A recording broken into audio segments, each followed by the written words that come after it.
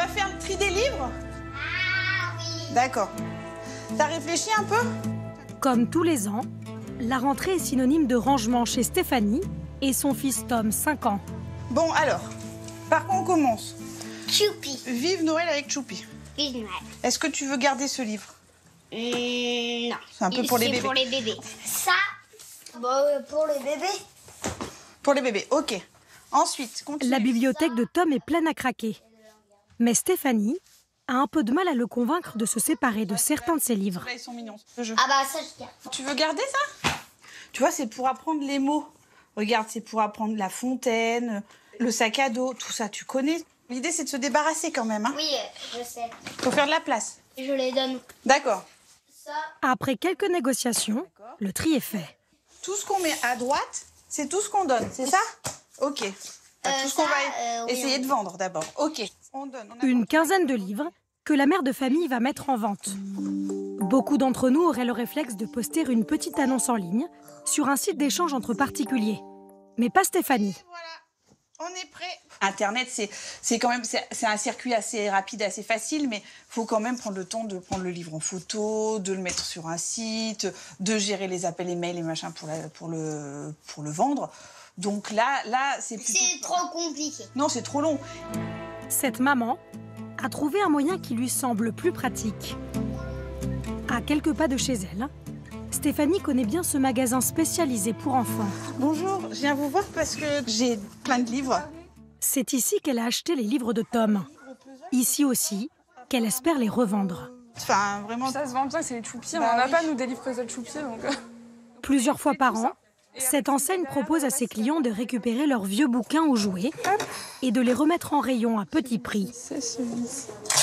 C'est des prix qui sont accessibles, donc ça permet aussi de faire partir les livres plus facilement. Et puis 2 €, un livre en très bon état, on a envie de le prendre. Le magasin n'encaisse rien. 100% de la vente reviendra à Stéphanie. Bon, ben voilà, ça y est. On a laissé les livres. Maintenant, on va voir si on va attendre qu'ils se vendent. Et puis après, avec les sous, on viendra acheter de nouveaux livres. D'accord? Un mois plus tard, la mère de famille a récupéré 27 € sous forme de bon d'achat. Merci beaucoup. Au revoir.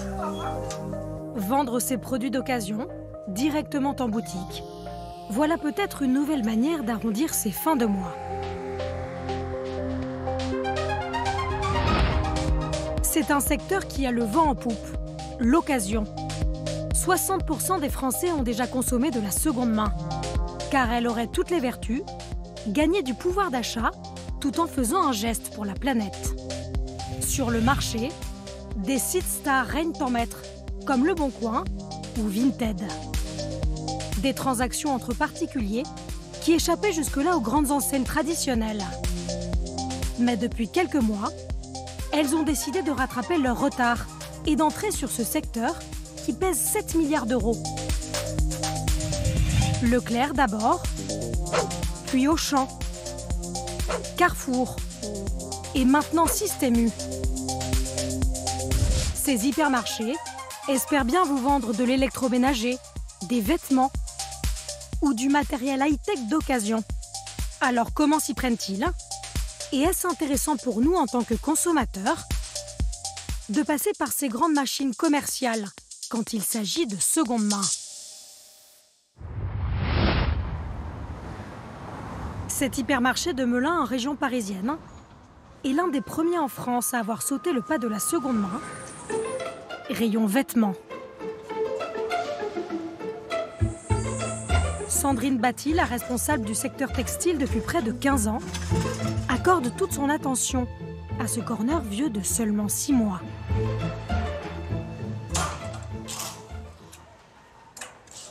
Pour les femmes, là, ça commence à être bien plein. Donc, on a toute la partie manche longue qui est en haut, là. En bas, les pantalons que nous proposons à nos clientes. Et puis ensuite, on a tous les manteaux. Ces vêtements d'occasion, vendus juste à côté des neufs, ont une particularité. Ils ne sont pas griffés au champ, mais proviennent en majorité d'enseignes de prêt-à-porter à prix bas. Avec au milieu quelques belles trouvailles à faire, comme ce pull de grande marque. Et pour les tarifs, le principe est simple. L'avantage du système, c'est que c'est des prix uniques. tous les pulls vont être au même prix. Que vous ayez un pull d'une très grande marque ou d'une marque nationale classique, on va payer le pull 8 € quoi qu'il arrive. Même chose pour les t-shirts, les pulls ou les manteaux, vendus entre 3 et 15 €. On va réapprovisionner parce que les manteaux, c'est ce qui se vend le mieux. Ce sont des pièces assez chères, neuves. Mais pratiquer des prix bas n'est pas la seule technique de l'hypermarché pour écouler ses produits. Il tente d'être aussi attractif que les enseignes à la mode, en renouvelant sa gamme le plus souvent possible. L'idée, c'est d'avoir de la nouveauté en permanence, puisque de toute façon, c'est ce qui attire. Si le client vient une fois, 2 fois et qu'il trouve toujours la même chose, il n'aura peut-être pas forcément envie de revenir une 3e fois. Si à chacun de ses passages, il trouve de la nouveauté, c'est plutôt intéressant. Une pièce de seconde main ne restera jamais plus de 3 semaines en magasin. Si elle n'est pas vendue, elle sera retirée. De quoi susciter un achat d'impulsion chez le client qui ne veut pas louper la bonne affaire. Je cherche surtout la taille, déjà. Comme Nicole. Elle a déjà acheté ici un pull et un t-shirt et adore dégoter des bons plans. J'aime bien les gilets avec des motifs comme ça. J'aime bien les longs gilets en fait. Le prix 8 €, ça va, hein. C'est pas cher. Je trouve que c'est une bonne initiative.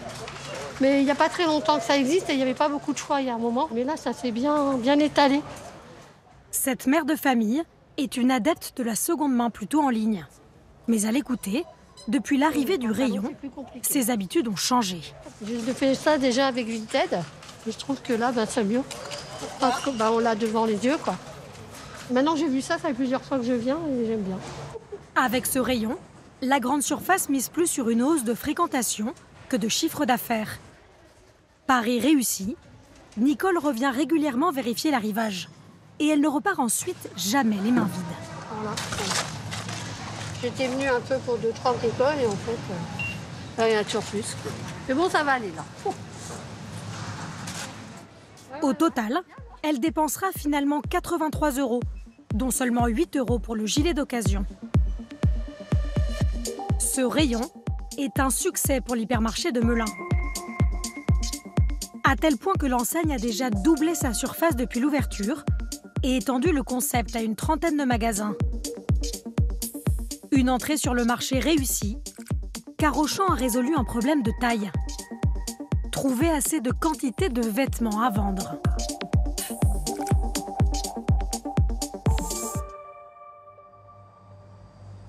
Le groupe s'appuie sur un spécialiste installé près de Bayonne.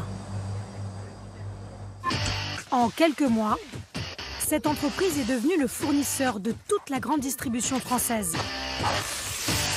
De 4 salariés, ils sont passés à 40 et devraient encore doubler d'ici la fin de l'année. Plus de 100 000 pièces d'occasion sont stockées dans cet entrepôt.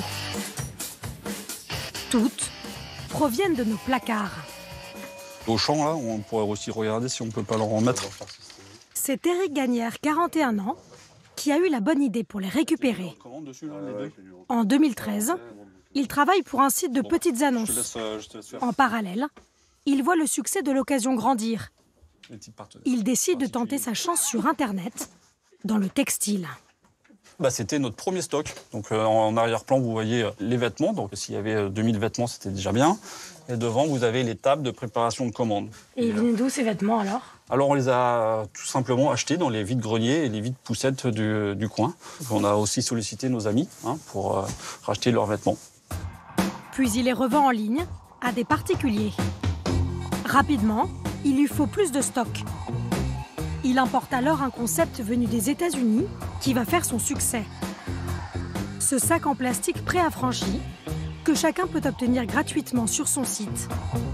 À l'intérieur, vous pouvez y glisser vos vieux vêtements et les déposer dans un hypermarché partenaire ou dans une boutique qui fait point relais.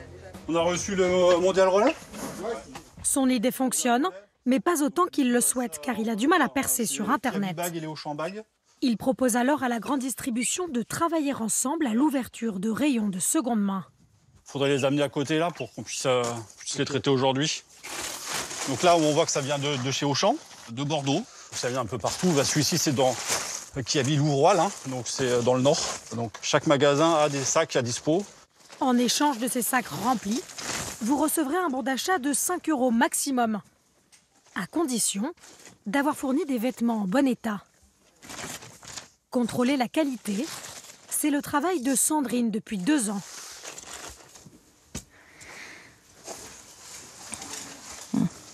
Donc là, je rejette. Parce qu'en fait, les fils ont commencé à beaucoup s'étirer. Bon, c'est des leggings à bon prix, hein, comme on dit. Et les coutures sont distendues. Là, c'est plein de bouloches. Et en fait, à la texture, on le sent. C'est bouloché. Donc là, non. Hop. On a un trou, tout simplement, au niveau de l'arrière du col. Donc pour moi, le trou, non. Il est tout petit pourtant ce trou. Oui, mais est-ce que vous achèteriez un trou?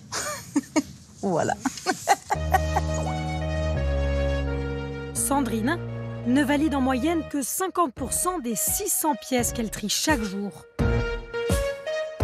Les autres seront recyclées, données à des associations ou revendues dans les pays de l'Est et en Afrique, en fonction de leur état. Attends, Martial. Les vêtements sélectionnés sont ensuite étiquetés directement ici avant de partir en magasin. La grande distribution achète en fait le savoir-faire d'Éric Gagnère pour entrer rapidement sur le marché. De l'occasion clé en main jusqu'au choix du prix de vente. On a regardé en moyenne combien nous on vendait sur notre site un t-shirt manche longue, donc multimarque, hein, quelle que soit la marque. Et on est tombé sur un prix, en l'occurrence, de 5 €. Et on a décidé que ça serait le seul et unique prix pour les t-shirts manche longue en magasin. Je vais le vendre en moyenne entre 2 € et 2,50 € à la grande distribution. Qui elle-même va le revendre 5 €. Exactement. La grande distribution pratiquerait les mêmes marges sur la seconde main que sur les produits neufs, autour de 40%. C'est aussi rentable et ça attire les clients. Alors pourquoi se priver? Certaines enseignes ont donc décidé de ne pas se cantonner à un seul type de produit et de multiplier leur offre. Dans ce centre commercial de région parisienne, positionné stratégiquement entre l'hypermarché et la galerie marchande pour capter un maximum de clients, un nouveau rayon a ouvert il y a quelques mois. Bonjour monsieur, bienvenue au Carrefour Occasion. Est-ce que je peux vous aider? Richard Lequeux est l'un des responsables. Pour remplir ses rayons d'appareils photo, smartphones, ordinateurs ou jeux vidéo d'occasion, lui n'a pas de fournisseur officiel. Toute sa marchandise a été achetée à des particuliers. Au plaisir messieurs, dames. À bientôt. On va regarder nos friandises. Donc tout est en 750 millième, du 18 carats. Si vous voulez essayer quelque chose, vous me dites. Je vous laisse regarder. Sa hantise, que ses vitrines soient vides, qu'il n'ait plus rien à vendre. Alors à chaque client, il rabâche le même discours. Vous pouvez tout nous revendre, tout ce qui est fonctionnel, téléphone, ordinateur, console de jeux vidéo. J'ai pas mal de téléphones. S'ils sont fonctionnels, bien entendu, on testera tout sur place. Oui, ils sont fonctionnels. Donc c'est sans rendez-vous à nos comptoirs de rachat. Et vous venez avec vos produits, on les regarde, on les estime, on teste leur fonctionnalité. Et on vous fait une proposition par rapport au prix sur le marché de l'occasion. Et vous venez avec vos produits, on les regarde, on les estime et on vous paie en espèces. Je vous en débarrasserai, ça vous fera de l'argent. Exactement. Et vous pourrez m'acheter d'autres produits en vitrine, par exemple. Alors quand un vendeur vient à lui, Richard fait tout pour le convaincre de lui céder sa marchandise. Bonjour monsieur, bienvenue. Alors qu'est-ce que vous me ramenez aujourd'hui? Je vous ramène un tas de figurines. Ah oui, effectivement. Que j'emmagasine depuis des années. Ah bah je vois ça. Et j'aimerais savoir si vous pouvez me les reprendre et à quel prix. Eh ben bien sûr, on va regarder ça. Vous aviez une attente particulière en vendant votre collection un petit peu? Oui, je me suis renseigné sur les prix, sur Internet, sur les ventes réussies sur eBay. Oui. Donc j'ai un prix de comparaison. D'accord. Pour ces 28 figurines, Tom espère gagner 400 €. Mais Richard va-t-il être aussi généreux? On va faire un tri déjà. Carrefour a passé un partenariat avec Cash Converters, l'un des leaders de l'occasion en France. Pour fixer ses prix, Richard a accès à leurs tarifs. Alors... Une sorte de cote de la seconde main. Donc sur la Iron Man, c'est un produit qu'on vend nous sur le réseau à 12,99 à l'heure actuelle. Je peux monter à 7 €. D'accord. Richard propose un montant à Tom, entre 50 et 70% du prix auquel il pourra vendre la figurine en magasin. Là, 7 €. C'est moins que ce à quoi s'attendait le jeune homme, mais il y trouve son compte. Moi, ma recherche, j'avais trouvé 10 €. Donc là, pour Iron Man, je serais potentiellement intéressé parce que je me dis que le temps gagné à les revendre ici, sinon je n'aurais pas la complexité d'aller chercher un acheteur. Pour moi, ça vaut le coup. Pour déterminer le prix d'un produit, Richard ne vérifie pas seulement sa cote sur le marché de l'occasion. Exemple avec cette figurine, ça va coincer. On regarde l'état, s'il n'y a pas de fissures, s'il n'y a pas de déchirures, s'il n'y a pas de taches. Il faut que ce soit aussi joli dans nos comptoirs, hein, sur nos vitrines. Vous voyez, là, il y a un défaut. Donc là, il y a un défaut qui est assez important. Pour le collectionneur, ça peut être un frein à l'achat. Là, je sais qu'il y aura une petite déconne. Et celle-là, moi, je l'ai à un prix de 50 € sur la dernière vente réalisée. Ouais, c'est ça, c'est ce que j'allais en conclure à peu près la même chose. La mettre à 49,99 €. Vous en proposez une trentaine d'euros. Si l'ensemble avait été en parfait état, Richard aurait proposé à Tom 5 € de plus. Après une vingtaine de minutes d'examen des figurines, il lui fait une offre. Bah écoutez, moi j'arrive pour un total de 380 €. Ça correspond à peu près à ce que je comptais le vendre en one shot, à 20 € près. Je vais vendre. Bah super, adjugé vendu alors. Voilà. Alors monsieur, le début de la fortune. Ici, pas de bon d'achat, mais de l'argent liquide. Et 380 comme convenu. Ok. Au plaisir de vous voir au magasin. Ben, pareillement. Avec d'autres produits. De venir vous revendre par des exemple. objets. Voilà. Ou pour acheter. Ben, merci à vous. Merci. Au revoir. À bientôt. Pour un particulier qui souhaite tirer le maximum de ses produits d'occasion, l'enseigne de grande distribution serait donc aussi intéressante qu'Internet. Mais de l'autre côté, qu'en est-il pour un client qui souhaite acheter au meilleur prix de la seconde main? Ces rayons d'hypermarché sont-ils réellement des bons plans par rapport au web? Nous avons fait le test. D'abord, avec ce mixeur d'occasion vendu 24,99 € en boutique. Nous cherchons le même modèle sur Internet. Ce site marchand nous le propose à 24 €, un prix équivalent. Idem avec cet appareil photo, 59,99 € des deux côtés. En revanche, pour des produits plus haut de gamme, l'écart se creuse. Cet ordinateur portable est affiché à 679 € dans le magasin. Sur Internet, vous le retrouvez à 639 €, 40 € moins cher, moins 6%. Quant à ce smartphone dernière génération, 749 € au rayon occasion de la grande surface, contre 698 € en ligne, 50 € de moins, moins 6% encore. Sur des produits à plusieurs centaines d'euros, Internet semble gagner le match des prix. Quant aux vêtements, les tarifs pratiqués au rayon occasion de l'hypermarché sont assez comparables à ceux que vous retrouvez en ligne. Mais si vous voulez vendre vos vieux habits, l'enseigne ne semble pas tellement intéressante. Elle vous propose au maximum 5 € pour un sac rempli de vêtements. Alors que sur un site entre particuliers, vous pouvez vous-même fixer un prix pièce par pièce. Au final, l'occasion en grande surface vous fait parfois dépenser un peu plus. Peut-être le prix à payer pour ne pas avoir de mauvaises surprises sur l'état d'un objet et éviter les arnaques fréquentes entre particuliers sur Internet.